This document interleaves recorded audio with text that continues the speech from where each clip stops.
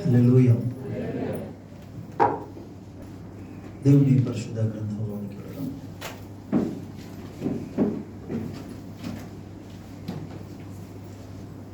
Bible తీసుకొచ్చిన ప్రతి ఒక్కరు పరిశుద్ధ వాక్యంలో ఉంది. యోహాను సువార్త 17వ అధ్యాయం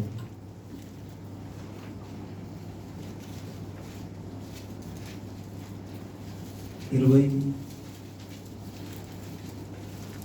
వచనం నుండి 22 వరకు మనం చదువుకున్నాం. యోహాను సువార్త 17వ అధ్యాయం 20 నుండి 22 వచనం వరకు. మరియు నీవు నన్ను పంపితవని లోకము నమ్మునట్లు తండ్రి, నా యందు నీవును నీ యందు నేనును ఉన్నలాగున వారును మన యందు ఏకమై ఉండవలని వారి కొరకు మాత్రము నేను ప్రార్థించుటలేదు. వారి వాక్యము వలన నా యందు విశ్వాసముంచు వారందరూ ఏకమై ఉండవలనని వారి కొరకును ప్రార్థించుచున్నాను. మనము ఏకమై ఉండలాగున వారును ఏకమై ఉండవలనని నీవు నాకు అనుగ్రహించిన మహిమను నేను వారికి ఇచ్చితిని. చిన్న ప్రార్థన. కృపా కనికరం కలిగిన మా దేవా, నీ ఘనమైన గొప్ప నామమునకు కృతజ్ఞత స్తుతి స్తోత్రాన్ని చెల్లిస్తున్నాము. నీ దివ్య వాక్యమును మేము ధ్యానం చేయడానికి విడుచుండగా నాయన మాతో మీరు మాట్లాడమని ప్రార్థిస్తున్నాం. వినే చెవులు గ్రహించగలిగిన హృదయాలను అనుగ్రహించము. ప్రతి వితర్కమును దేవుని జ్ఞానానికి అడ్డగించి దుర్గములు యేసు శక్తి కలిగిన నామములో పడద్రోలుచు కూడద్రోలుచున్నాము నాయన. ప్రతి ఆలోచన నీ వాక్యమునకు విధేయత చూపునట్లు యేసు ప్రభు నామములో చెరపట్టబడుదురుగాక. తండ్రి, నీ ఆత్మ ద్వారా ప్రతి హృదయాన్ని తాకండి. పిలిచిన దేవుడు నమ్మదగిన వాడవు కనుక స్తుతులు చెల్లించి నీ కృప మీద ఆధారపడి నీ ఆత్మ సహాయమును కోరి యేసయ్య అతి శ్రేష్టమైన ఉన్నతమైన నామములో అడిగి పొందుచున్నాము తండ్రి. ఆమేన్. Praise the lord. దేవునికి స్తోత్రం. హల్లెలూయా.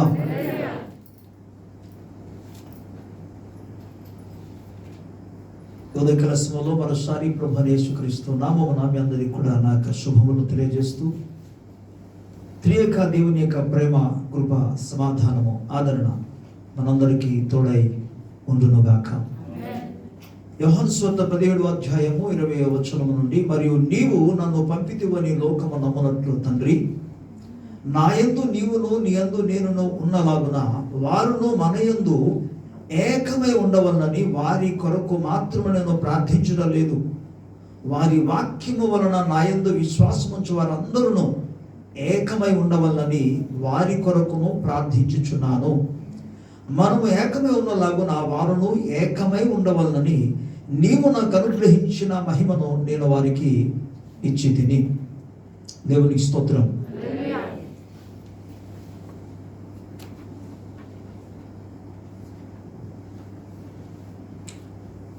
యేసుక్రీస్తు ప్రభు వారి యొక్క హృదయములో ఉన్న ఒక ఆశ,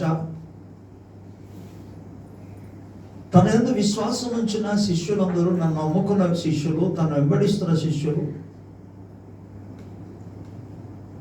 ఏకముగా ఉండాలి, లేదా ఐక్యము కలిగి ఉండాలి. యేసు ప్రభు వారు ప్రార్థన చేస్తే ఏమన్నారంటే, తండ్రి నీవును నేనును ఏకమై ఉన్నలాగు వారు మన యందు ఏకమై ఉండాలి. వారు ఒకరితో ఒకరు ఐక్యము కలిగి ఉండాలి. మన యందు వారు ఏకమై ఉండాలి. ఇది యేసుక్రీస్తు ప్రభు వారి యొక్క ప్రార్థన. ఈ ప్రార్థన కేవలం శిష్యుల నిమిత్తం మాత్రము కాదు. 21వ వచనంలో మనం చూస్తే ఏమంటాడంటే, తండ్రి వీరి కొరకు మాత్రం కాదు, కానీ వీరు వాక్యము విని ఎందరైతే నా నామముందు విశ్వాసము ఉంచుదురో వాళ్ళందరి కొరకు నేను ప్రార్థిస్తున్నాను. వాళ్ళందరూ కూడా ఏకమై ఉండాలి. అంటే ఒక్క మాటతో చెప్పాలంటే, తండ్రి అయిన దేవుని సముఖంలో యేసు ప్రభు వారు దేని కొరకు ప్రార్థిస్తున్నారంటే ఐక్యత కలిగి ఉండాలి, ఏకమై ఉండాలి.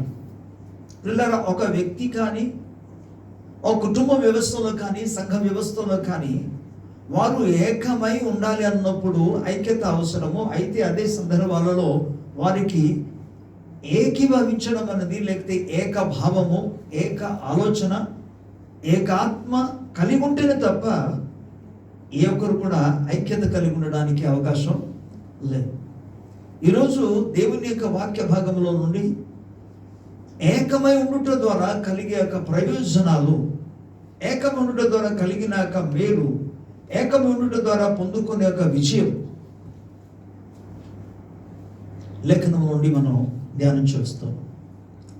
దేవుని బిడ్డలారా, దీనిని ఏకీభవిస్తూ పరిశుద్ధాత్మ దేవుడు మరలా ఎఫెసీయులకు రాసిన పత్రిక 4వ అధ్యాయంలో మాట్లాడుతూ ఆయన ఏమంటాడంటే, కాబట్టి సహోదరులారా, ఆత్మ కలిగించు ఐక్యతను కాపాడుకున్నట్టు మీరు శ్రద్ధ కలిగిన వారై ఉండుడి అని పదాన్ని వాడాడు. ఈ ఐక్యత అనేది, ఏకం అనేది ఎవరు కలిగిస్తారు? పరిశుద్ధాత్ముడు. పరిశుద్ధాత్ముడే కానీ ఐక్యత ఇవ్వకపోతే ఈ యొక్క మానవుడు ఐక్యము కలిగి ఉండడానికి, ఏకము ఉండడానికి, ఏక మనసు కలిగి ఉండడానికి అవకాశమే లేదు. అంటే పరిశుద్ధాత్ముడు ఐక్యత, ఏకము కలిగించి ఉంచడానికి ఆయన ప్రయత్నం చేస్తున్నప్పుడు, పరిశుద్ధాత్మకు లోబడినప్పుడు మాత్రం అది జరుగుతుంది. పరిశుద్ధాత్మకు లోబడి ఆయన మాట విన్నప్పుడు మాత్రం జరుగుతుంది, లేకపోతే ఐక్యమందు ఉండదు. చాలా కుటుంబాలలో ఐక్యము లేదు. ఒక ఇంట్లోనే ఉంటారు కానీ వారికి ఐక్యం మాత్రం ఉండదు, ఏకభావం ఉండదు. ఐక్యము అనే దానికి మరో పర్యాయ పదం మీకు చెప్పాలంటే సమాధానము. ఒకరితో ఒకరికి సమాధానం లేనప్పుడు వారు ఐక్యత కలిగి ఉండడానికి అవకాశమే లేదు. అది సంఘము కావచ్చు, సమాజము కావచ్చు, ఓకే. అదేవిధంగా అది పొలము కావచ్చు, వ్యవసాయము కావచ్చు, అది వ్యాపారము కావచ్చు, ఉద్యోగము కావచ్చు, అధికారులు, క్రిందనున్న సిబ్బంది వాళ్ళు కావచ్చు. ఐక్యత కానీ లేకపోతే వర్క్, పని సరిగ్గా జరగడం కష్టం. సరే, పని సంగతి పక్కన పెట్టండి. అసలు ఈ ఐక్యత అనేది, లేకపోతే ఏకము అనేది, లేదా సమాధానం అనేది ఎక్కడ మొదట ఉండాలి? లేఖనం చెప్పినట్టుగా తండ్రి అయిన దేవునితో ఐక్యము కలిగి ఉండాలి, యేసుక్రీస్తు ప్రభువుతో ఐక్యము కలిగి ఉండాలి. అంటే యేసు ప్రభువుతో ఒక వ్యక్తి ఐక్యము కలిగి ఉండాలి అన్నప్పుడు ఆ వ్యక్తి జీవితాల్లో యేసుతో సమాధానం కలిగి ఉండాలి. యేసయ్య కానీ, తండ్రి అయిన దేవుడు కానీ ఎవరితో అయినా సరే గొడవ చేసుకున్న వాళ్ళ, మనుషుల్లాగా గొడవ చేసేవాళ్ళు కాదే. అంటే వారి కోణంలో, వారి దృష్టిలో వారు ఎల్లప్పుడూ కూడా కరెక్ట్గానే ఉంటారని అర్థం. దేవుని సైడ్ నుండి, యేసు ప్రభు సైడ్ నుండి, వారి దృష్టిలో, వారి ప్రక్క నుండి మనం గమనిస్తే ఎన్నడూ కూడా తగాదాలు చేసుకున్నవారు కానే కాదు, తప్పు చేసేవారు కానే కాదు. మరి ఇప్పుడు సరి చేసుకోవాల్సినది ఎవరు అంటే మానవుడే. ఎందుకంటే దేవుని దృష్టిలో, దేవుని కోణంలో, దేవుని సైడ్లో ఎవ్రీథింగ్ విల్ బి రైట్. ఎన్నడూ ఎక్కడ కూడా తప్పు జరగదు. మనిషే దేవునితో సమాధాన పడాలి. ఇక్కడ దేవునితో ఐక్యము కలిగి ఉండాలి. అందుకే ఆమోసు గ్రంథంలో 3వ వచనంలో మనం చదువుకుంటే, సమ్మతించకుండా ఇద్దరు కలిసి నడుచుదురు అన్నాడు. అంటే ఇద్దరు కలిసి నడవాలంటే వారికి సమ్మతి అనేది ఉండాలి, అనగా ఏక మనసు అనేది ఉండాలి, ఏకభావం అనేది ఉండాలి, ఏక ఆలోచన అనేది ఉండాలి. ఏకాత్మ కలిగి ఉన్నప్పుడే వారు కలిసి ఉండగలరు, ఐక్యము కలిగి ఉండగలరు. కనుక మానవుడు మొదట దేవునితో ఐక్యము కలిగి ఉండాలి. ఒకవేళ ఐక్యము కలిగి ఉండకపోతే ఏం జరుగుతుంది, కలిగిన నష్టం కూడా మీకు చెప్తా. యేసుక్రీస్తు ప్రభువారు యోహాను సువార్త 15వ అధ్యాయంలో మాట్లాడుచు అన్నారు, నేను నిజమైన ద్రాక్షవల్లిని, నా తండ్రి వ్యవసాయకుడు. నాలో ఫలింపని ప్రతి చెట్టును, లేదా ప్రతి మొక్కను కావచ్చు, ప్రతి ఒక్క ఇక కొమ్మను కావచ్చు, తీగను కావచ్చు, అవన్నీ నరికి, గమనించారు, నరికి పారేయబడతారు. పాయింట్ ఇక్కడ ఏంటంటే, ఆయనలో నిలిచి ఉండని వారు, 4-5 వచనాలు మనం చదువుగలిగితే ఒకసారి చదువుదాం. యోహాను సువార్తలో 10వ అధ్యాయం 4-5 వచనం. నా యందు నిలిచియుండుడి, మీ యందు నేనును నిలిచియుందును. తీగె ద్రాక్షవల్లిలో నిలిచి ఉంటేనే గాని తనంతట తాను ఎలాగో ఫలించదో అలాగే నా యందు నిలిచి ఉంటేనే గాని మీరును ఫలింపరు. ఓకే, తీగె ద్రాక్షవల్లిలో నిలిచి ఉంటేనే అంటే కలిసి ఉంటేనే వాళ్ళు ఫలిస్తారు, లేకపోతే వారు ఫలించడానికి అవకాశమే లేదు. ఫలించడానికి సంగతి పక్కన పెడతాం, తర్వాత ఫలిస్తారో లేదో, కానీ ఐక్యత లేకపోతే కలిగే నష్టం ఇక్కడ చెప్తాను వినండి. నరికి వేయబడి పారివేయబడతారు. అసలు ఏ మానవుడని సరే దేవుడు లేకుండా, దేవుని సహాయం లేకుండా, దేవుని తోడు లేకుండా, దేవుని కృప లేకుండా బ్రతుకగలడా అంటే దానికి జవాబు వాక్యానుసారంగా వాడు బ్రతకలేడు, జీవించలేడు. అందుకు మొదట మానవుడు దేవునితో ఐక్యము కలిగి ఉండాలి. దేవునితో ఐక్యము కలిగి ఉండాలంటే దేవుని యొక్క స్వభావముతో ఐక్యపరచబడాలి, ఏకమవ్వాలి, దేవుని ఆలోచనలో ఏకీవించాలి. ఇప్పుడు ఈ తండ్రి అనే దేవుడు యేసు ప్రభువు వారు ఏకమై ఉన్నారు. యోహాను సువార్తలో మనం చూస్తాం 10వ అధ్యాయం 30వ వచనంలో నేనును నా తండ్రియు ఏకమై ఉన్నాం. ఇప్పుడు 17వ అధ్యాయంలో మాట్లాడితే ఏమంటారు? తండ్రి మనము ఏకమై ఉన్నట్లుగా శిష్యులు కూడా మనందు ఏకమై ఉండాలి. వారు మాత్రం కాదు, వారి వాక్యాన్ని విని ఎంతమంది అయితే నా యందు విశ్వాసం ఉంచుచున్నారో వారు కూడా మన యందు ఏకమై ఉండాలి. సో తండ్రితో ఏకమే ఉండాలంటే ఏం జరగాలి తెలుసా? మొదట మానవుడు తండ్రి అనే దేవునితో, యేసుక్రీస్తు ప్రభుతో ఏకమే ఉండాలంటే తండ్రి యొక్క మాటకు లోబడాలి, లేదా తండ్రి యొక్క చెప్పిన మాటకు సమ్మతించాలి. ఓకే, ఎందుకు తండ్రి అనే దేవుడు యేసుప్రభు ఏకంగా ఉన్నారంటే యేసుప్రభు చేసిన ప్రార్థన వినండి. తండ్రి నీ చిత్తము కాదు, నా చిత్తము కాదు, లేదా నా ఇష్టము కాదు, నీ చిత్తమే అన్నాడు. అంటే నువ్వు ఏం చెప్తే అదే. ఆ మాటకు అర్థం ఏంటంటే ఏకీభవించుచున్నారు, నువ్వు చెప్పిందే చేస్తా. ఇప్పుడు తండ్రి అయిన దేవుని మాటకు, ఆయన చిత్తమునకు, ఆయన సంకల్పమునకు, ఆయన యొక్క ఉద్దేశమునకు, దేవుని యొక్క ప్రణాళికకు, ఆయన మాటలకు, ఆయన వాగ్దానములకు, ఆయన వాక్యానికి ప్రతి ఒక్క విశ్వాసి ఏకీభవించాలి, దాన్ని నమ్మాలి, దానిని అంగీకరించాలి. దేవుని స్తోత్రం కలుగుతుంది. అప్పుడే ఐక్యత కలిగి ఉండగలరు, లేకపోతే చాలా కష్టం. ఇప్పుడు ఏముంది, ఐక్యత కలిగి ఉండకపోతే ఏముందిలే అనుకుంటారు కదా. దానికి అందుకే జవాబు మీకు ఇచ్చాను. ఒకవేళ ఐక్యత కలిగి జీవించకపోతే అది నరికి పారివేయబడు. నరికేసిన తర్వాత ఎండిపోతుంది. తర్వాత అది దేనికి పనికి వస్తుంది అంటే అగ్ని కోసం మాత్రం పనికి వస్తుంది, పొయ్యికి మాత్రం పనికి వస్తుంది.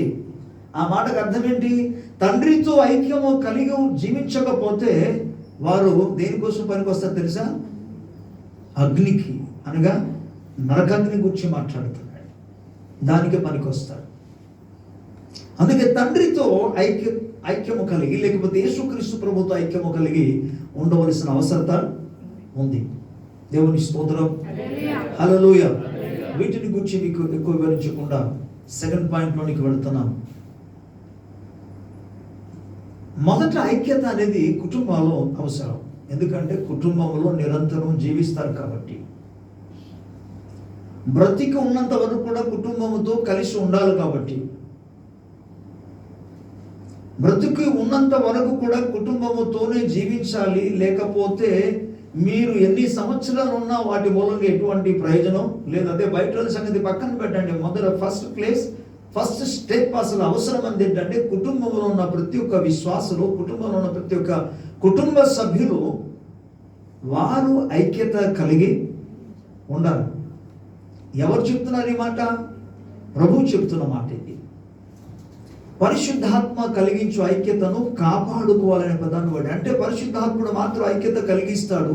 చెల్లా చెదురు చేస్తున్నది, విభేదాలు పుట్టిస్తున్నది, గొడవలు కలిగిస్తుంది ఎవరు? ఏ ఆత్మ? ఇప్పుడు గమనించండి, ఒక వ్యక్తి ఒకవేళ కుటుంబ సభ్యులతో కలిసి ఉండడానికి ఇష్టపడటం లేదంటే ఏ ఆత్మ చేత నడిపించబడుతున్నట్టు? దురాత్మ చేత. అది దుష్టుని మూలంగా కలిగినది కానీ దేవుని మూలంగా కలిగినది కాదు. ఎందుకంటే పరిశుద్ధాత్మ దేవుడు ఎల్లప్పుడూ కూడా సమాధానపరచడానికి, ఐక్యపరచడానికి ఆయన పరిచర్య చేస్తాడు. సేవ కొనసాగించింది సమాధానపడడానికి, సమాధానపరిచి పరిచర్య కూడా అప్పగించాడు ఆయన. వాక్యం వింటున్న ప్రతి ఒక్కరు కూడా కుటుంబ వ్యవస్థ ఫస్ట్ థింగ్. మీరు సంఘానికి వెళ్ళి సంఘ విశ్వాసాలతో, ఫర్ ఎగ్జాంపుల్ అంటాను, సంఘానికి వస్తారు, చర్చికి వచ్చిన తర్వాత ఒకరితో ఒకరు కలిసి ఉంటారు, it's okay. But what about your family? మీ కుటుంబ పరిస్థితి ఏంటి? మొదట స్టార్ట్ ఎక్కడ అవ్వాలి?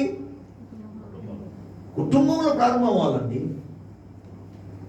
సమాధానం అంది కుటుంబంలో ప్రారంభం అవ్వాలి. కుటుంబ సభ్యులతో నువ్వు సమాధానము కలిగి ఉండాలి, లేదా ఐక్యత కలిగి ఉండాలి. భర్త దైవ చిత్తానికి అనుకూలంగా చెబుతున్న ప్రతి వాటి కూడా భార్య ఏకీభించాలి. కుటుంబ నియమానికి అవసరమైన వాటిని గురించి తల్లిదండ్రులు చెబుతున్నప్పుడు పిల్లలు దానికి ఏకీభించాలి. అప్పుడు వారు సమాధానం కలిగి ఉండగలరు. భర్త మైండ్ ఒకటి, భార్య మైండ్ మరొకటి, మనసు ఒకటి, పిల్లల మనసు మరొకటి.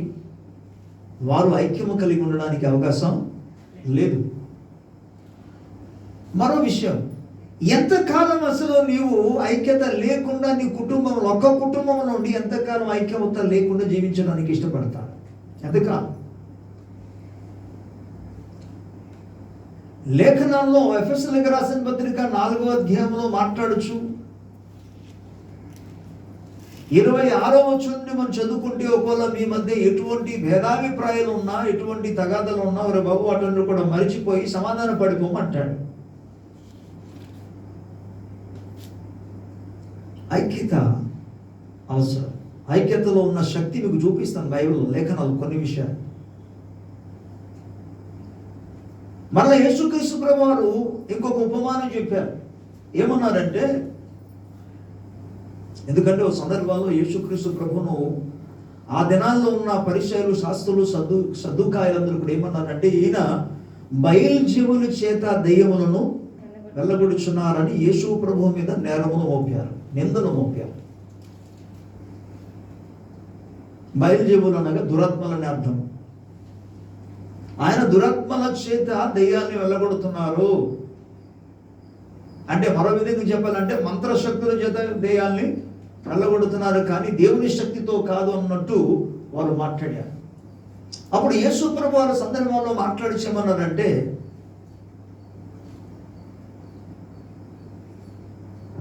ఒక రాజ్యము తనకు తానే వ్యతిరేకముగా తిరిగి లేస్తే ఆ రాజ్యము నిలిచి ఉండదు.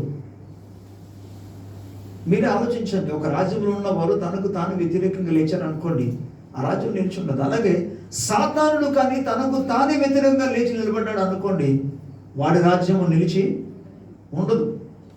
ఒక కుటుంబము కూడా తనకు తానే వ్యతిరేకంగా లేచి నిలబడితే ఆ కుటుంబం నిలిచి ఉండదు అన్నాడు. ఏదైనా ఎవరైనా పరిస్థితి అంతే. కుటుంబంలో ఒకరికి వ్యతిరేకముగా ఒకరు లేచి నిలబడ్డారంటే ఆ కుటుంబము నిలిచి ఉండదు. ఇక సంఘానికి వస్తే, సంఘ విశ్వాసులు ఒకరికి వ్యతిరేకంగా ఒకరు లేచి నిలబడ్డారు అనుకోండి, ఆ సంఘము కూడా స్థిరముగా ఉండదు. అందుకు ప్రభు రాజ్యము స్థిరపరచబడాలంటే అది ఎక్కడి నుండి స్టార్ట్ అవుతుంది? మొదట ఒక విశ్వాసం నుండి, ఆ తర్వాత కుటుంబం నుండి స్టార్ట్ అవుతుంది అది. అందుకే దైవజనుడు ఫస్ట్ పాల్ గారు ఇప్పుడు ఒక మాట చెప్తుంటారు, మ్యారేజ్ సందేశం ఇస్తున్న ప్రతి స్థలాల్లో కూడా. చైనా ఫిలాసఫర్ కన్ఫ్యూషియస్ అనే ఒక వ్యక్తి చెప్పిన మాట ఎప్పుడు జ్ఞాపకం చేస్తాడు.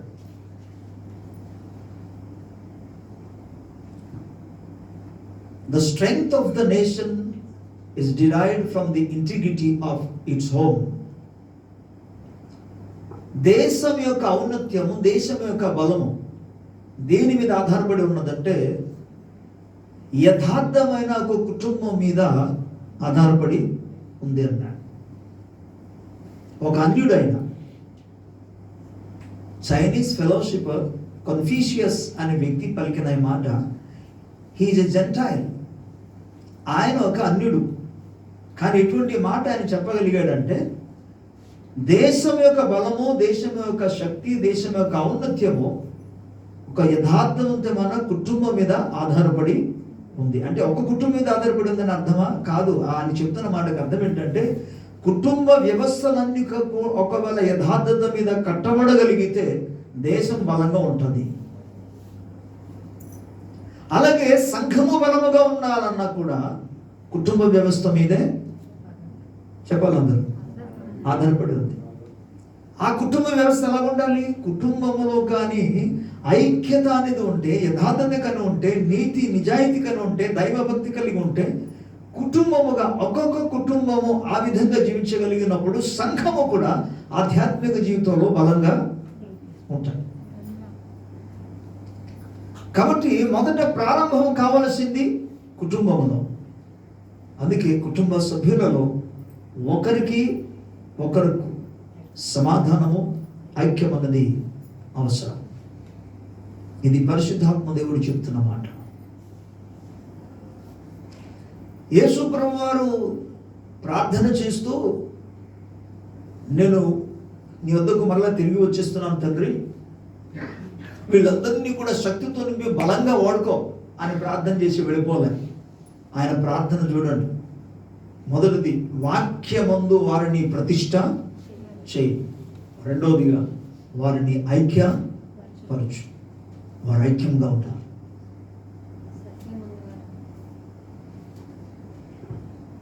ఓకే, మనకందరికీ తెలిసిన సుపరిచితమైన దేవుని లేఖనం 133వ కీర్తన. ఆహా, సహోదరులు ఐక్యత కలిగి నివసించుట ఎంత మేలు, ఎంత మనోహరం. సహోదరులు ఐక్యము కలిగి నివసించుట. ఇక్కడ గమనించండి, ఐక్యము కలిగి నివాసం చేయమన్నాడు. ఎంత మేలు అంటే, ఐక్యము కలిగి జీవిస్తే ఏముంటుంది? నెంబర్ 1 మేలు. ఎంత మనోహరం అన్నాడు. మనోహరం అంటే సుందరమైనది, ఎంత అందమైనది. ఐక్యతలోనే అందం కనబడుతుంది, సమాధానంలోనే అందం కనబడుతుంది, ఏకత్వంలోనే మనకు సుందరం కనబడుతుంది అంతే. లేకపోతే ఎటువంటి ప్రయోజనం ఉండదు. అక్కడ అందంగా ఉండదు, గలిబిలిగా ఉంటుంది. గలిబిలి అందంగా ఉండదు. దేవుని స్తోత్రం చెప్పాలి సార్. హల్లెలూయా. ఇంట్లో ఉన్న వస్తువులన్నీ కూడా సామాన్యమైన వస్తువులు కొన్ని ఉంటుంది. అవన్నీ కూడా సర్ది ఎక్కడిది ఎక్కడ పెడితే ఇల్లు చెప్పండి అందంగా మంచిగా ఉంటుంది. ఆ ఇంట్లో ఉన్న వస్త్రాలు కావచ్చు, వస్తువులు కావచ్చు, అవన్నీ కూడా చల్లాచెదరిగా ఎక్కడ పడితే అక్కడ పడింది అనుకోండి, ఎంత బాగుంటుందో. అందుకు ఒక క్రమమైన రీతిలో ఉంటేనే అది అందంగా ఉంటుంది. లేకపోతే ఎటువంటి అందమంది ఉండదు. ఇక్కడ ఏమన్నాడంటే, ఐక్యము కలిగి ఉంటే అందులో ఎంత మేలు అన్నాడు. రెండోదిగా మనోహరము, ఎంత సంతోషంగా అంటే ఆహ్లాదకరంగా ఉంటుంది, మనసుకు ఆనందాన్ని కలిగించినట్టుగా ఉంటుంది అన్నాడు. ఓకే, అంతవరకు పర్వాలేదు. తర్వాత అది హెర్మోను కొండ మీద వచ్చి ఇక మంచు వలె ఉంటుందన్నాడు. దేవునికి స్తోత్రం. ఉదయకాలపు మంచు చాలా బాగుంటుంది. మంచు అది దేనికంటే ఒక ఒక ఏమనొచ్చు, మొక్కలు ఎదగడానికి అవకాశం కలిగిస్తుంది. మంచు ద్వారా, మంచు చెట్లు కావచ్చు, ప్రతి విధమైన ఆకులు కావచ్చు, అవన్నీ కూడా జీవించడానికి అది దోహదపడుతుంది. ప్రత్యేకంగా ఈ మంచు వల్లే ఉంటానని చెప్పాడు. హెర్మోను కొండ మీద కురియుచున్న మంచుతో పోల్చాడు. తర్వాత ఏమన్నాడు తెలుసా? అహరోను తల మీద పోయబడి అతని గడ్డము మీదగా జారి అతనికి అంగిల అంచుల మట్టుకు దిగజారిన పరిమళ తైలమును పోలి ఉన్నదండి. అంటే ఐక్యతలో ఎటువంటి ఆశీర్వాదాలు మేలు ఉన్నది కూడా చూడండి. మొదటిది మనం చూసాం మేలు, రెండోదిగా మనం చూసాం అది మనోహరమైనది అన్నాడు. అది మంచు వలె ఉంటుందని చెప్పాడు. హెర్మోను కొండ మీద కురియు మంచు వలె ఉంటుందని చెప్పాడు. తర్వాత అంటున్నాడు, ఒక దైవ సేవకుని యొక్క యాజకుని యొక్క తల మీద అభిషేకము పోయబడి అతని గడ్డము మీదగా, అంటే తల మీద పోయబడి గడ్డము నుండి తనక అంగిల అంచుల మట్టు వరకు, అంటే కింద వరకు కూడా జారిన పరిమళ తైలముల పరిమళ సువాసన తెలియజేస్తుంది. ఒకటి తైలం అభిషేకాన్ని సూచిస్తుంది. అంటే అభిషేకం ఎందులో ఉంది? ఐక్యతలో ఉంది. ఏక మనస్సు కలిగి ఉన్నప్పుడు, సమాధానము కలిగి ఉన్నప్పుడు పరిశుద్ధాత్మ అభిషేకాన్ని కలిగి నిలిచి ఉంటుంది.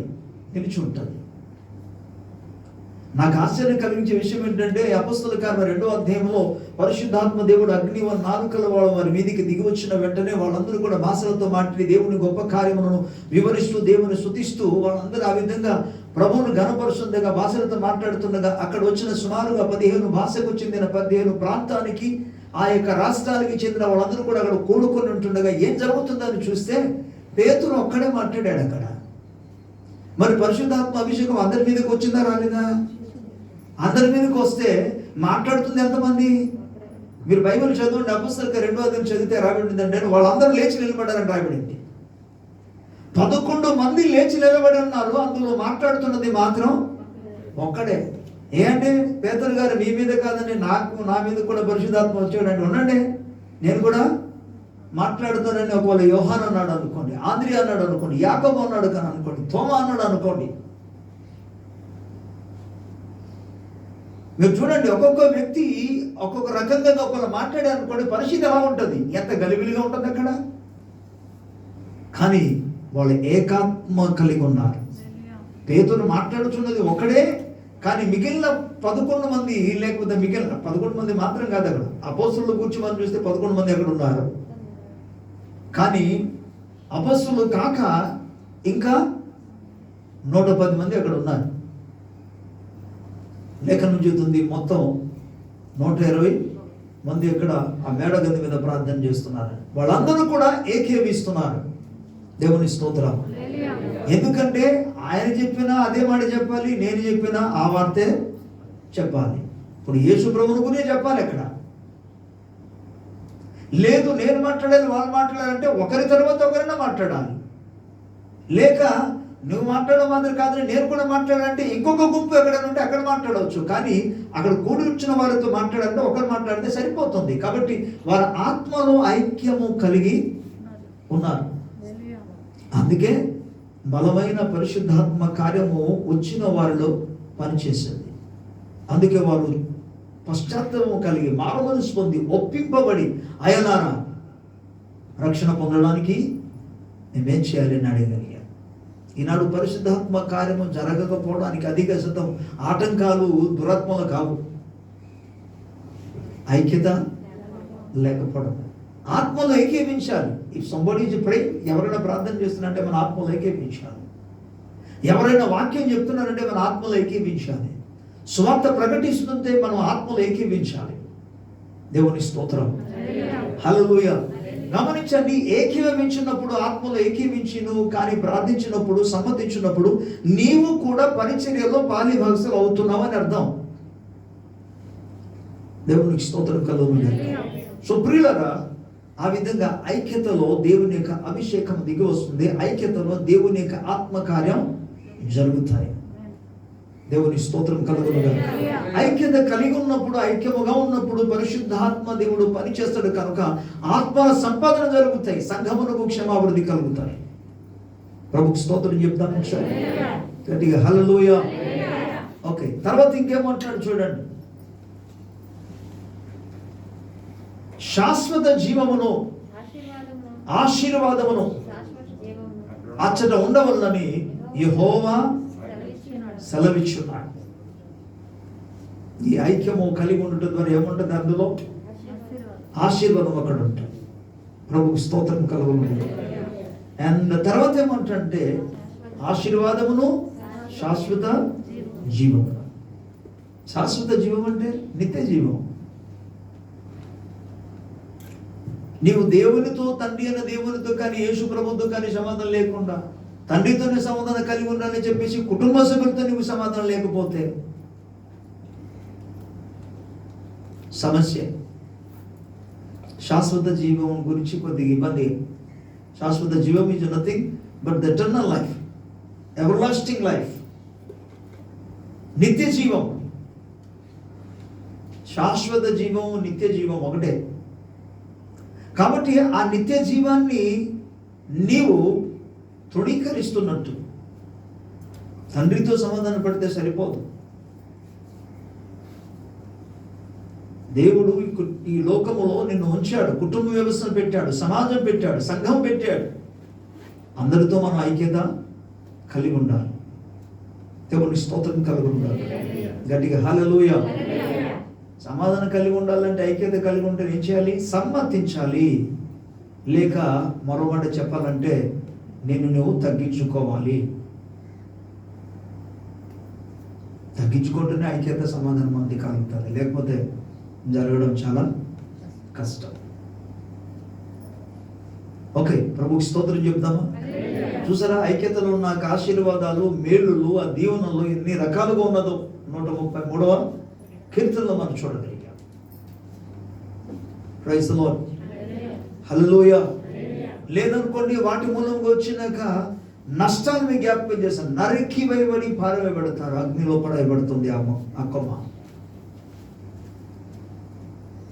దేవుని యొద్ద నుండి దూరం అయిపోతారు, వేరు చేయబడతారు.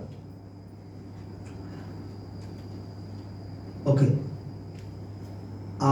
ఆ ఇల్లు లేదా ఆ కుటుంబం నిలిచి ఉండదు, అది కూలిపోద్దన్నాడు యేసు ప్రభు. దేవునికి స్తోత్రం. ఓకే, బైబిల్ గ్రంథంలో మరి ఒకటి రెండు విషయాలు మనం చూసుకుందాం. ఇది చాలా అసలు నిజానికి ఒక భిన్నమైన కోణంలో ఉంది, కానీ ప్రతికూలముగా మనకు కనబడుతుంది. కానీ ప్రతికూలమైన వాటిలో కూడా ఐక్యత మూలముగా ఎటువంటి కార్యం సాధించగలరో వాటిని మీకు చూపడానికి ఇష్టపడుతున్నాను. దేవుని స్తోత్రం చెప్తాం. హల్లెలూయా.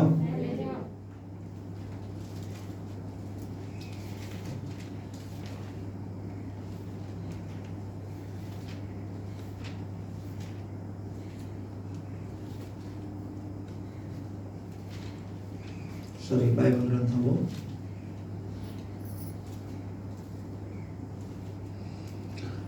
న్యాయాధిపతుల గ్రంథం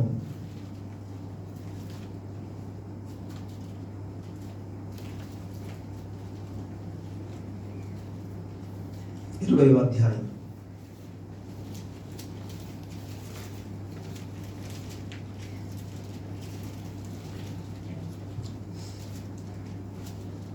న్యాయాధిపతుల గ్రంథం 20వ అధ్యాయం.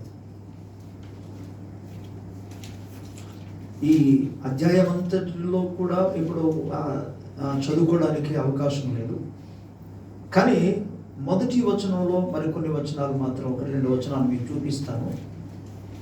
మొదటి వచనంలో, అంతటా ఇశ్రాయేలందరూ బయలుదేరి దాను మొదలుకొని బెర్షెబ వరకును గిలాదు దేశం వరకును వారి సమాజము ఏక మనస్సు కలిగి మిస్పలో యెహోవా సన్నిధిని కూడెను. మీరు చూడండి, తెలుగులో ఎలాగ వాడానంటే కూడిరి అనలే, కూడే నో అన్నాడు.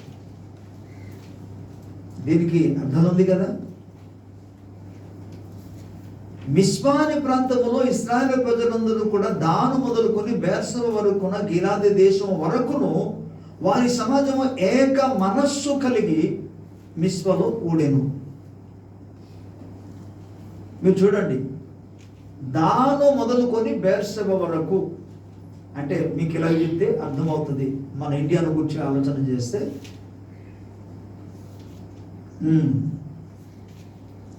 జమ్మూ కాశ్మీర్ మొదలుకొని కన్యాకుమారి వరకు అనే పదం వాడతారు.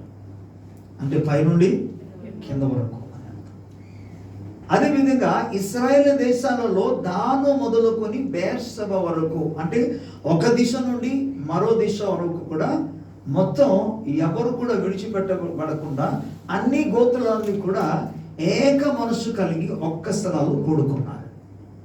యుద్ధము చేయడానికి వెళ్తాం పలానా పట్టణంలో. యాక్చువల్లీ ఇక్కడ జరిగిన విషయం ఏంటంటే, ఈ ఎఫ్రాయిమీ ఎస్ వారిలో కొంతమంది చిన్న పొరపాటు చేశారు. ఇవన్నీ ఇప్పుడు చెప్పడానికి టైం లేదు కాబట్టి నేను చెప్పడం లేదు. ఇంటికి వెళ్ళిన తర్వాత మీరు చదువుకోండి 20 అధ్యాయం. ఒక వ్యక్తి పొరపాటు చేశాడు. ఆ పొరపాటును బట్టి తప్పు చేయడం మూలంగా తన భార్య, తన యూదా దేశానికి సంబంధించిన ఒక వ్యక్తి యొక్క భార్య అక్కడికి వెళితే అక్కడున్న వాళ్ళు తన భార్యను వారు చెరిపేశారు. తన భార్యని తీసుకొచ్చి ఆయన ఏం చేశాడంటే పూర్తిగా ఆయన నరికేశాడు. ముక్కలుగా చేసి ప్రతి గోత్రానికి పంపించేశాడు. ఏంట్రా మీ పరిస్థితి ఏంటి, ఏం జరిగింది, ఎందుకు అసలు అలా జరిగిందంటే ఏం చేయమంటారు, పలానా ఊర్లో ఉన్న వాళ్ళు ఆ విధంగా నా భార్యని ఈ విధంగా వారు చనిపోయారు, పరిస్థితి ఎలా జరిగిందన్న వెంటనే ఇప్పుడు ఈ 12 గోత్రాల్లో ఉన్న 11 గోత్రమంతది కూడా ఏకముగా, అందుకే చెప్తున్నాను, దాని మొదలుకొని బెర్షెబ వరకు కూడా ఏకముగా వారు ఏక మనసు కలిగి వచ్చి ఎక్కడికి వెళ్తాం తెలుసా? ఏ పట్టణస్థులైతే ఈ కీడు సంబంధమైన నష్టమైన చెడు కార్యం చేశారో అక్కడికి వాళ్ళు యుద్ధం చేయడానికి బయలుదేరారు. అందులో ఏ ఒక్కరు కూడా నాకు పని ఉందయ్యా తర్వాత వస్తాను అల్లే, అందరూ ఏకముగా కూడుకున్నారు. అక్కడ యుద్ధం జరిగింది. తర్వాత విజయము వాళ్ళు సాధించుకున్నారు. అది పక్కన పెడతాం. నేను చెప్పబోతున్న విషయం ఏంటంటే, వారు ఏకముగా కూడారు. ఏక మనస్సు కలిగి వారు ఏకీవించి ఒక స్థలాల్లో వారు కూడుకున్నారు. అంటే మనము న్యాయ పక్షమున పోరాడదాము రండి అన్న వెంటనే వాళ్ళందరూ బయలుదేరి వచ్చారు. దేవునికి స్తోత్రం. సంఘము కూడా న్యాయ పక్షమున పోరాడాలి, సత్యము పక్షమున పోరాడాలి, సత్యము కొరకు ఏకీవించాలి. సువార్త ప్రకటించే విషయములలో, ఆత్మల సంపాదన విషయంలో సంఘమంతా ఏకీవించాలి. నాకు ఈ పని ఉందండి, నాకు ఈ పని ఉందండి, ఆయనకి ఇంకో పని ఉందండి, వెళ్ళిపోతే ఎటువంటి పని జరగదు. పనులు ఉంటాయి ప్రతి ఒక్కరికి, కానీ ప్రభువు పేరిట ఆహ్వానాన్ని పలుకున్నప్పుడు మనం తప్పకుండా ఏకీవించవలసిన అవసరం ఉంది. దేవునికి స్తోత్రం చెప్తాను గట్టిగా హల్లెలూయా. ప్రతికూలమైనదే కానీ 2 విషయాలు, ఒకటి పాత నిబంధన నుండి మరొకటి క్రొత్త నిబంధన నుండి మీకు చూపిస్తాను. ఇది ప్రతికూలమైనదే కానీ ఐక్యతలో ఉన్న శక్తి మాత్రం చాలా బలంగా పనిచేస్తుంది. ఎక్కడ? ఆదికాండం 11వ అధ్యాయంలో మీకు జనసమూహాలు నోవాహు తర్వాత, నోవాహుకి ఇక 3 కుమారులు పుట్టారు కదా. ఈ 3 కుమారుల మూలంగా జలప్రళయం తర్వాత తిరిగి వాళ్ళు బయటపడ్డారు. బయటపడిన తర్వాత దేవుడు వారిని మీరు ఫలించి అభివృద్ధి పొందమని చెప్పారు. ఆ తర్వాత ఈ యొక్క నోవాహు యొక్క సంతానము అభివృద్ధి చెందడం మొదలుపెట్టింది. వారు అభివృద్ధి పొందుచు విస్తరించుచు వెళుచుండగా సీనారు అనే ప్రాంతానికి వచ్చిన తర్వాత వాళ్ళందరూ కూడా ఏకీభవించి ఆ దినాల్లో వారి మీద నాయకత్వం వహిస్తున్న ఒక వ్యక్తి బాబేలు అని ఒక నగరం కట్టడానికి, ఒక పట్టణం ఒక గోపురం కట్టడానికి ముందుకొచ్చాడు.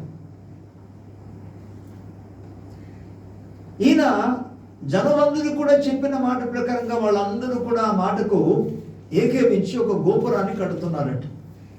ఎవరు కడుతున్నారు గోపురం? ఈ నోవాహు కుటుంబానికి వంశవాళి నుండి వచ్చిన వారు. ఒకసారి ప్రభుకు మనం స్తోత్రం చెప్తాం. హల్లెలూయా. పిల్లరా, వీరు గోపురం కట్టడానికి వెళుచుండగా ఆ గోపురంలో ఎంతో గొప్పగా వారు కట్టుకుంటూ వెళ్ళిపోతున్నారు. 6వ వచనంలోనికి మనం వెళదాం. 5-6 వచనాలు 11వ అధ్యాయంలో 5-6 వచనాన్ని నేను చదివి వినిపిస్తాను. యెహోవా నరుల కుమారులు పుట్టిన పట్టణమును కట్టిన పట్టణమును గోపురమును చూడ దిగి వచ్చెను. అప్పుడు యెహోవా, ఇదిగో జనము ఒక్కటే, వారికందరికీ భాష ఒక్కటే. వారు ఈ పని ఆరంభించి ఉన్నారు, ఇక మీదట వారు చేయదలచు ఏ పని అయినను చేయకుండా వారికి ఆటంకం ఏమీ ఉండదు. ఈ మాట మీకు అర్థమవుతుందా? చూడండి, దేవుడు ఏమంటున్నాడు చూడండి ఇక్కడ. హలో, వినండి. దేవుడే అంటున్నాడు, ఇక మీదట వాళ్ళు ఏమి చేయాలనుకున్నా దాన్ని ఎవరు కూడా ఆపలేరు. ఎవరు ఆపలేరా? మనుషులు ఎవరు ఆపలేరు. మనుషులలో మరి ఎవరు కూడా దాన్ని ఆపలేరు. ఆపగలిగితే ఎవరు ఆపగలరు? దేవుడు మాత్రం. అందుకు దేవుడు అంటున్నాడు ఇక్కడ, ఆయన చెప్పిన మాట జాగ్రత్త వినండి. 6వ వచనంలో, ఇదిగో జనము ఒక్కటే, వారందరికీ భాష ఒక్కటే, వారు ఈ పని ఆరంభించి ఉన్నారు, ఇక మీదట వారు చేయదలచు ఏ పని అయినను చేయకుండా వారికి ఆటంకం ఏమీ ఉండదు. ఎందుకంటే వారు జనం ఒకటి, అలాగే భాష కూడా ఒక్కటే, వాళ్ళు ఐక్యం కలిగి ఉంటారు. సో ఇప్పుడు ఏమి చేయాలనుకున్నా దాన్ని ఎవరు ఆపలేరన్నారు. ప్రభు చెప్తున్న మాట ఇది. అందుకు ఆ గోపురం మరలా తిరిగి కట్టబడకూడదు అని అంటే ఏం చేయాలి? దేవుడు అందుకే అక్కడ భాషను తారుమారు దిగి వచ్చి వారి భాషను తారుమారు చేశారు. ఆ భాషను తారుమారు చేయడం మూలంగా వారు ఐక్యము కలిగి ఉండలేకపోయారు. ఇప్పుడు కాబట్టి జ్ఞానం కొద్దిగా వృద్ధి చెందింది కాబట్టి భాషను కొంతకాలం నుండి నేర్చుకొని, ఓకే, వాళ్ళ భాష ఎగ్జాంపుల్గా చెప్తాను. ఇప్పుడు ఇంగ్లీష్ అర్థమవుతుంది చదువుకుంటున్నారు కాబట్టి, హిందీ అర్థమవుతుంది చదువుకుంటున్నారు కాబట్టి, కొంతకాలం సహవాసం చేసినప్పుడు ఇతర రాష్ట్రానికి సంబంధించిన భాష నేర్చుకోవడం జరుగుతుంది. దానికి టైం పడుతుంది. కానీ ఇక్కడ మనం గమనిస్తే వాళ్ళందరికీ ఒకటే భాష ఆ రోజుల్లో. ఆ ఒక్క భాష ఉండడం మూలంగా ఒక్క వంశము, ఒక్క జనాంగము, ఒక్క భాష, ఒక్కటిగా వాళ్ళు పనిచేశారు. అందుకే దేవుడే అన్నాడు, అసలు వారు ఏం చేయాలనుకున్న దానికి ఆటంకం ఏమీ ఉండదు. అంటే ఐక్యము కలిగి ఒకవేళ పని చేయగలిగితే దాన్ని ఎవరు కూడా ఆపలేరు, అడ్డుపరచలేరు. అందరూ ఏకముగా ఉంటాయి, అందరూ ఏక మనసు కలిగి చేస్తే. ప్రభుకు స్తోత్రం. మనం దేన్ని ఐక్యమించాలి? దేనికి ఐక్యం కలిగి ఉండాలి? ఫస్ట్ థింగ్, దైవ కార్యాల కొరకు మనం ఏకీవించాలి. దైవ భక్తి విషయంలో మనం ఏకీవించాలి. సత్యము విషయంలో మనం ఏకీవించాలి. నీతి, నిజాయితీ, న్యాయము పక్షమున మనం ఏకీవించాలి. స్వార్థ పక్షమున మనం ఏకీవించాలి. ఐక్యము కలిగి ఉండాలి. దేవుని స్తోత్రం. హల్లెలూయా. ఈ వచనం జరుగుతున్నప్పుడు నాకు చాలా మొదటిసారి ఈ విషయం నాకు అర్థమైనప్పుడు నేను చాలా ఆశ్చర్యపడ్డాను. అయ్య బాబోయ్, ఎంత శక్తి ఉంది అసలు అందులో. ఇక వారికి ఏ ఆటంకం ఉండదన్నాడు దేవుడు, ఐక్యం కలిగి ఉంటే. దేవుని స్తోత్రం. సో మన ఐక్యము కలిగి, ఏక మనసు కలిగి దైవ కార్యము చేయడానికి ముందుకు వెళితే శత్రువు కూడా ఆపలేడు. ఐక్యం లేకపోతేనే పరిస్థితి లాగా పనులు జరగకుండా ఆగిపోవడానికి కారణం ఐక్యం లేకపోవడం. ఓకే, ప్రభుకి స్తోత్రం చెప్తారా? గట్టిగా హల్లెలూయా, హల్లెలూయా. సో ప్రియులారా, ఎప్పుడైతే భాష తారుమారు చేశారో వారు చెదిరిపోయారు. అంటే ఐక్యత లేకుండా అయిపోయింది కాబట్టి ఆ కట్టడ ఆగిపోయింది. లేకపోతే వాళ్ళ గోపురం నిమ్రోదు కాలంలో ఆ గోపురం ఇంకా కట్టేసుకొని అలాగే వెళ్ళిపోయి ఉండేవారు. దేవుడు అంటున్నాడు, దిగి వచ్చిందా దేవుడు అంటున్నాడు, వాళ్ళని ఎవరు ఆపలేరేమో. అది అసలు ఆటంకంగా వాళ్ళకి ఉండదు, వాళ్ళు దేనిని చేయగలరని దేవుడు అంటున్నాడు ఐక్యతను. ఓకే, దేవుని స్తోత్రం చెప్దాం గట్టిగా హల్లెలూయా. లేఖనం చూపించకుండా కొత్త నిబంధనల విషయాన్ని మీకు జ్ఞాపకం చేస్తాను, ఇంకా నాకు తెలిసిన వాక్యం కాబట్టి. మత్తయి కావచ్చు, మార్క్ కావచ్చు, లూకా కావచ్చు, యోహాను సువార్తలు కావచ్చు. ఈ 4 సువార్తలు మనం చూస్తే పరిసయ్యులు, శాస్త్రులు, ప్రత్యేకంగా యూద మతాధికారులు, ప్రధాన యాజకులు వీళ్ళందరూ ఏకీభవించి వాళ్ళందరూ ఐక్యం కలిగి ఉన్నారు. దేనికోసం? యేసు ప్రభువుని సిలువ వేయించడానికి. మరి ఏం కాదు, వాళ్ళు ఐక్యం కలిగి ఉన్నారు. సరే, అక్కడ న్యాయాధిపతి అయిన పిలాతు ఉన్నాడు. పిలాతు 3 సార్లు చెప్పారు, ఒరే బాబు ఆయన ఏం తప్పు చేశాడు, అసలు మరణకరమైన శిక్ష వేయడానికి, మరణకరమైనటువంటి తప్పిదాలు నేరం ఏమి చేయలేదు కదా అని 3 సార్లు వాళ్ళకి చెప్పినా వాళ్ళు వినటం లేదు. అక్కడ మనం ఏం చూస్తామంటే అతడు ఏ తప్పిదము చేయలేదు, అతను అటువంటి నేరాలు ఏం కనబడలేదు, అందుకే నేను అతన్ని శిక్షించి వదిలేస్తానన్నాడు. మీకు తృప్తి కలగాలి కాబట్టి, ఏదో తప్పు చేశాడు, నేరం చేశాడని మీరు అంటున్నారు కాబట్టి నేను కొంత శిక్షించి వదిలేస్తాను బాబు అని చెప్పేసి కొరడాలు తందుగా కొట్టించాడు. కానీ వాళ్ళు ఒప్పుకున్నారా? ఒప్పుకోలే.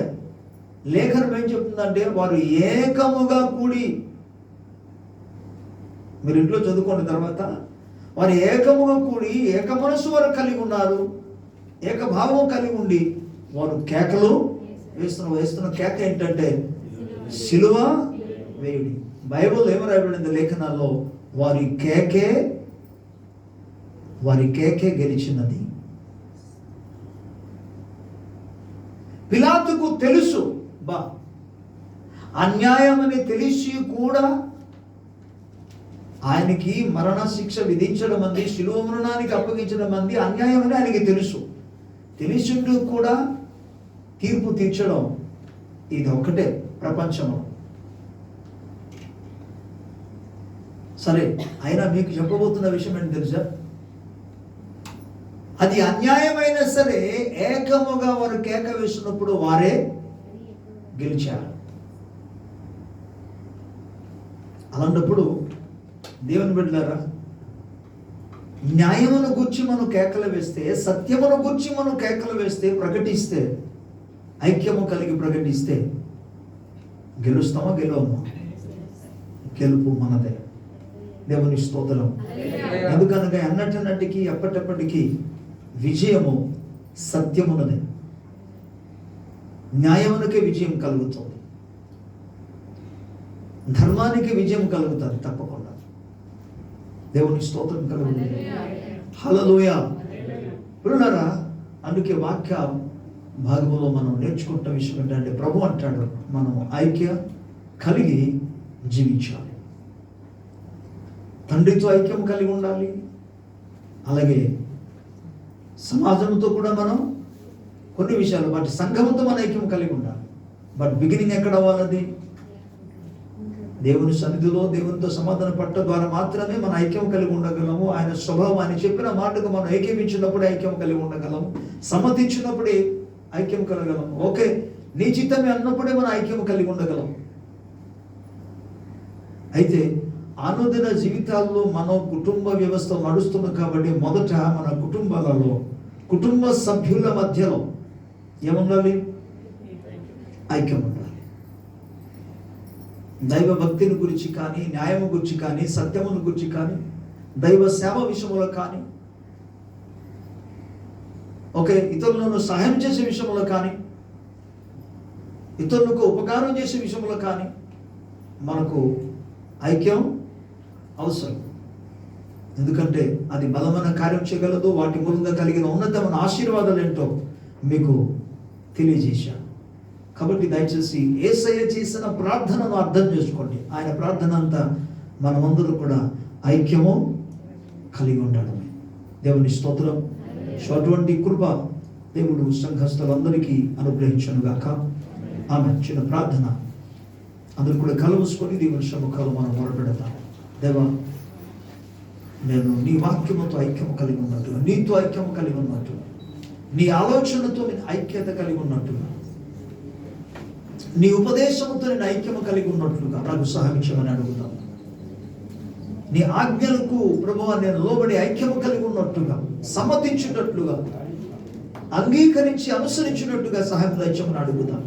కుటుంబాల్లో కూడా ప్రభువా మేము ఐక్యము కలిగి ఉన్నట్టుగా, సమాధానము కలిగి ఉన్నట్టుగా సహాయం దయచేయమని అడుగుతాం. ప్రభు కృపను మనం వేడుకుందాం. దేవునికి స్తోత్రం. అందులో గొప్ప శక్తి కలదు, ఐక్యంలో గొప్ప శక్తి కలదు.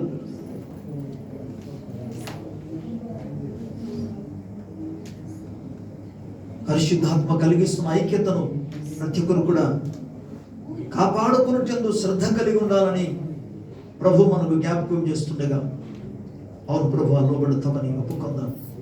ఎందుకనగా అనైక్యతను, అసమాధానాన్ని, గలిబిలిని, భేదాభిప్రాయాలు పుట్టించింది పరిశుద్ధాత్ముడు కాదు, దురాత్మ, దుష్టుని ఆత్మ. అది దుష్టుని మూలముగా కలుగుతుంది. వాడిని మనం ఎదిరించాలి. అందుకే లేఖనం సెలవుస్తుంది, దేవునికి లోబడి ఉండుడి, అపవాదిని ఎదిరించుడి, అప్పుడు వాడు మీ వద్ద నుండి పారిపోతాడు. మహోన్నతుడా, మహాగణుడా, సర్వశక్తి కలిగిన మా ప్రభు, ఈ మాటలు ప్రతి హృదయంలో నాటబడి ఫలించినట్టుగా కృప చూపు నాయన. మా దేవ, ఐక్యములో, సమాధానములో ఎంత ఆశీర్వాదమో, అందులో ఎంతో మేలు, ఎంతో మనోహరం అన్నావు నాయన. అందులో అభిషేకం ఉంటుందన్నావు. అందులో నాయన శాశ్వత జీవం ఉన్నదని సెలవించావు. అందులో ఆశీర్వాదం ఉన్నదని సెలవించావు ప్రభు. ఈ ఉన్నతమైన కృప ప్రతి ఒక్క కుటుంబ సభ్యులు, సంఘ బిడ్డలందరూ కూడా ఐక్యము కలిగి ఉండి పొందుకున్నట్లుగా సహనాన్ని అనుగ్రహించండి. మహిమ, ఘనత, ప్రభావం మీరు ఒక్కరి పొందండి. యేసయ్య నామములో వేడుకొనిచున్నాము తండ్రి. ఆమేన్. Praise the lord. God bless you.